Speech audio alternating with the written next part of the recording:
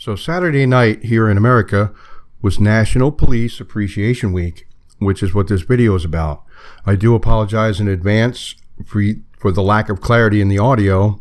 Obviously, there's a live band playing in the background, which obscured most of the conversations. So I will try to fill in the blanks of what you cannot distinguish in the audio through text on the screen, probably. And hopefully I won't get a copyright strike or anything like that for all of the music that the band is playing live in the background. Thanks for watching. Cop thing. I've always had a problem with that. You know why? Do you know why? See that blue stripe on your shirt? That flag? What does that stand for?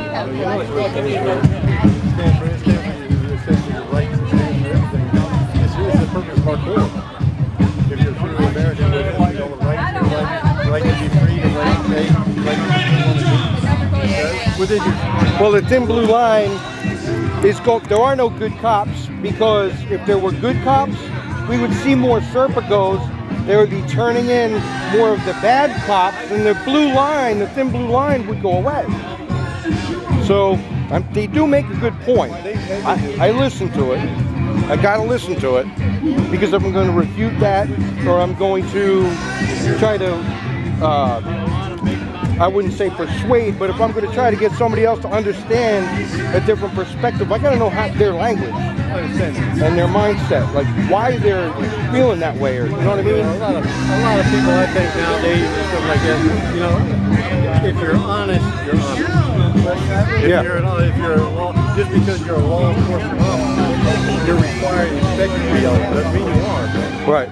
But you know, your own moral character is going to be there. You know, if your friend, like a situation is, we're both on the same force, and I see you do something wrong. Now, you may be part of it. Why? Right. Right. You know? And then you expect me to keep your secret. But now you're just me and my family and my way of life. You're my friend. But right. You put me in a bad spot. In a bad spot. If you were my friend, you wouldn't have put me in a bad spot. Exactly. You know, I have no problem. You're exactly right. Now you put me in a mode where calling you out. Would you report them? Would you? Yes, I think you have more of them now. But the thin blue line, what happens if you do that? What happens if you report, or God forbid, you have to go to court and testify against a fellow officer? Like 20, 30, 40 years ago, blue lines. But now that they go down, people, you protect your own like you cover your family.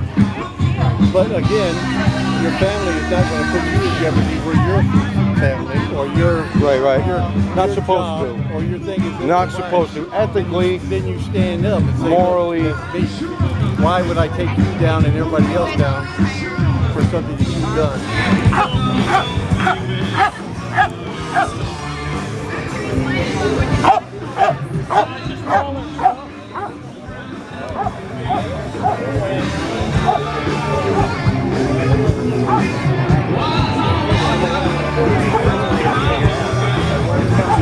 Hold on, gentlemen. How you doing? Pleasant evening. How's it going? Doing a little asking some officers some questions about some of the equipment that we have out here in the county, like from the federal 1033 program. All we have are like a 20-year-old pair of night goggles. That's all we have. That's it? That's it. Yeah, one or two pair. With all the money we have? With all the money we have? Really? That's it. You don't need anything more than that? Oh, we could always use things, but you know, that's kind of a dangerous track to go down right now. But why do you say that? I'm curious. It's just community. Community? Yeah. We have what we need. We could always use a little bit more. Yeah. But we're fortunate here in Chesterfield. You're going to find smaller agencies that don't have a lot of resources that'll get more of the government. Right. It's the 1033 program. 1033, yeah. Right. But yeah, so that's all we've got. There has to be a demonstrable need for it, and then obviously they have to be deployed a couple of times a year to maintain that status. Yeah, but I know some of the other counties that have MRAPs and whatnot. You know, they're mine resistant. I'm sure you're familiar with it. Yeah, that's I was kind of half expecting to see when I came here. video, and I've never seen anything like that. But I kind of half expected to down here tonight. So I'm glad we don't have paramilitary equipment on the street. Right. You know, because if we did, that'd be trouble, wouldn't it? Well, it's pretty indicative that we're living in some real bad times. Yeah. You know, so this is better, a lot better. Yeah, so, that's good. But across the country, at least that's what I see. It's smaller agencies that want to take advantage of that. Yeah. They probably have less manpower too. Absolutely, yeah. So they've got to compensate somehow, I guess. I like to get different perspective from different police that I talk to, because there's a lot of, I'm neutral on the subject. I'm not pro or anti. Obviously we need cops. So, and there's a lot of cop haters out there. That there's a war with police and civilians. There's a perception among a certain percentage of Americans. There is. Sure. And it's based, I think, primarily on what we're seeing on the internet every day. It's 24/7 news cycle, 24/7. Absolutely, it's nonstop. Yeah. It's nonstop. Perception of whoever is writing it. Right. Well, a lot of people are confused lately, and I was just talking with a really nice guy over there about the American flag with the blue line through it. People are kind of confused about the meaning of that. And I hear different things from different officers as to what that means. So I like to ask, what does it mean to you guys? I know you're not wearing them. You don't have them on, unless they're under your vests. But no. Well, that's not mean? part of the uniform. Well, that just pays homage to the sacrifice of the people who gave up their life in the line to do it. Okay.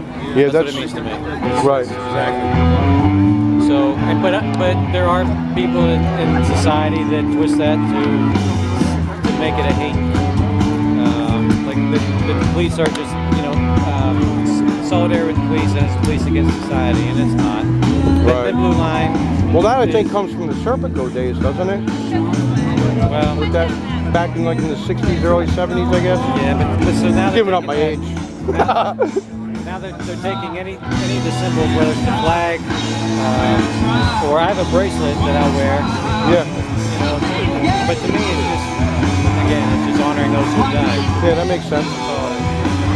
Yeah, when you hear like the thin blue line, the movies and the old philosophy that went with that. If a good cop sees a bad cop doing something wrong, he or she dare not tell on that person, file a report, God forbid testify in court against that fellow officer, that brother, that sister, because you're going to be heck to pay, and that's where people got to claim you don't rat each other out, flat out. Well, back in the day, I would say that was the 60s, pretty prevalent, 70s. Yeah. Today, not so much. I mean, we're watched 24/7, so there's not much that's going to get away from it. Well, we all have phones, cameras, we're live. That's right. People tape record all and there's cameras all out here. Yeah, there's cameras. Everybody's under surveillance. Right, and we wear our own. Now, I don't have a camera. Right. But look at our officers out here, and they all have their cameras. Yeah, I noticed most don't out here tonight. I was looking for that too. Most of them don't have them. But they're good to have. So I don't get one. But the canine officer's got one right there on his chest. Yep. Yeah, I did see his. Yeah. Nice looking dogs too. Well, thanks for your time. We're going on 6 years now. Jordan, right about time.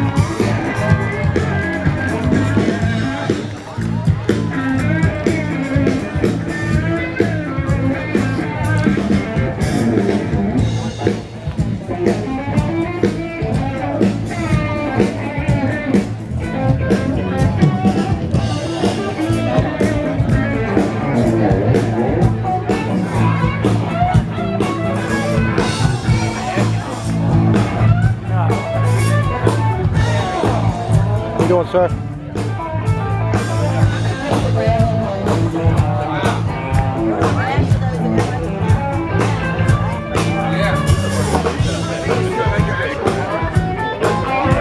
All right, before anybody jumps down my throat for kissing these cops' ass and being a bootlicker and whatnot, if you know me in real life, you would not say that, first of all. And second of all, I approached this as a person in the crowd here who supports the police or who is ambivalent and or neutral, because I figure you're going to catch these guys out there by being that way, being nice to them, rather than coming up and being an aggressive jerk with a bunch of questions that I really wanted to ask and get answers to. So that was my logic going into this, and that's the approach I took. So if you want to jump down my throat, that's cool, but just know that that's not the case. Thanks. Gentlemen, good evening. How you doing? All right? Yes, sir.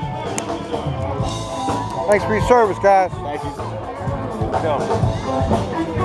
Yeah, I was expecting to see some like paramilitary equipment down here. I was telling the other guys I didn't see any. Yeah, I guess we don't need it in Chesterfield, which is a good sign. Yeah. Very nice. So why are we out here tonight? Why are we out here? Yeah. For National Night Out, the kickoff for it, just to get exposure for it and have hopefully neighborhoods and everything sign up, and just to be able to build a relationship with the community, make sure people are welcome to come up and talk to us. Yeah. Right. Building a better relationship with the community, yeah. Because we're all at war with the police now, right? Aren't we? We don't think so. I'm just messing with you, man. Well, there is quite a big sentiment out there that thinks otherwise, but Sure there is. Everybody's allowed to have their opinions though. well, that's kind of why I do what I do. I've only got a few thousand followers, but on YouTube. Got it. But I try to balance things out and try to compensate and get a different point of view, especially right from the horse's mouth. Bad choice words, but I like to write direct from the source. There's a lot of questions about not only the federal 1033 program, with military equipment being allowed on the streets, things like that. Thank goodness we don't have that here, but we're seeing it more and more. I know I am.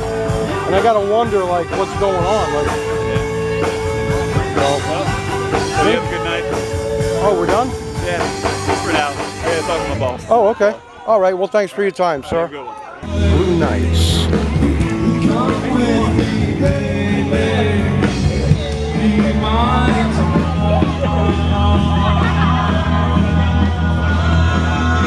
How you doing, folks? Help me out. Who are the Blue Knights? I know you guys are, but who are you? What do you do? We're retired, either retired police, or retired court officer, retired any kind of law enforcement or active. Retired, all retired law enforcement. We ride our bikes or clubs. We ride the bikes in our clubs and stuff like that. We do charitable work, charitable organizations. Right.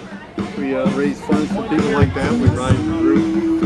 You have to be a member of law enforcement or with the powers of authority to be in the club. Right. You have honorary members who come in our club and stuff like that. We do that too. So I'm sure over the years, I don't know how long you've been retired, sir, but I'm sure you've seen the police department and law enforcement in general in the country change quite a bit. Well, yeah, sure. Last 20, 30, depends on what you're talking about. For 20, 30 years, it changes every day, my friend, almost. I'm just going to get over here so I can hear you a little better. Not that it's going to help, but yeah, I'm sure it does change every 20, 30 years. I'm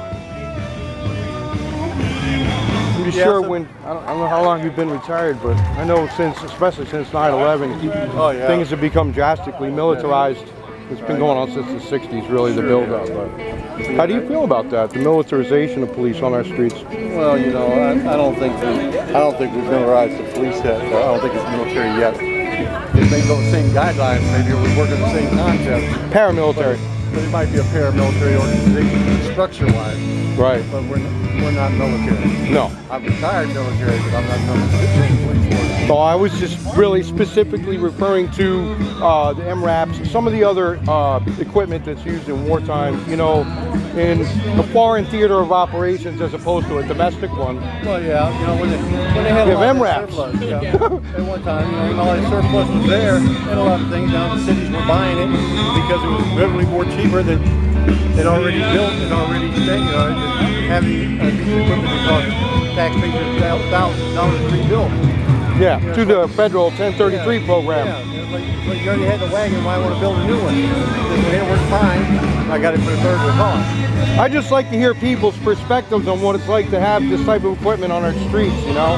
Because some people perceive it. I hear different things. Some people love it. They feel safer. Other people feel like there's kind of like a war zone on the streets, you know? There's a symbol of it. There's a symbol of it because Right. really, if you see the way things are today, the way it is easier for people to get different munitions and different weapons than they did before. Talk about civilianized. You think it's easier today? I think it's easier for the public to get weapons than it was before. Really? When you had it 10 years ago, how many, if you use laws enforcement, how many people you know had long guns? They call long guns. Because, you know, a rifle type of thing, you always bet the person on the street, your sidearm, that was it. You're outgunned. I don't know. Depends where you grew up, I guess. Yeah, Well, I grew up with it. So yeah, so you know, if you look at any place, violence comes anywhere. USA, Bayberry, or downtown New York City. So here's the bottom line, folks. The police are not your friend. It's up to you. It's up to me, each and every one of us individually and collectively, to know our rights. You have to know your rights wherever you're living, whatever location that's specific to you. And when you know your rights, you have to exercise them, or eventually you will lose them, as we're seeing every day on the news. With police brutality, they're exempted from the law. Once again, the police are not our friends. They're out there with automatic license plate readers. They're extracting they're data mining, essentially. They're extracting any and all information they can by using fake cell phone towers, which are called IMSI catchers. So when you drive by, if your phone is turned on, they're taking all of your contacts from your phone, all of your phone calls, all of your text messages, your pictures, everything, without your knowledge or consent. So you're being searched and violated. And that's in violation of the Constitution. And yet it's permissible somehow. Why is that? Got to ask questions like this. Know your rights and flex them or lose them, people. I'm going to get better at this as I go along. I will not be doing any First Amendment audits or cop watching, whatever you want to call it, anything like that. That brings a lot of trouble, and I got a lot going on in my life right now, and I can't afford that type of crap. So, especially here in Virginia. So anyway, be safe out there, people, and thanks for watching.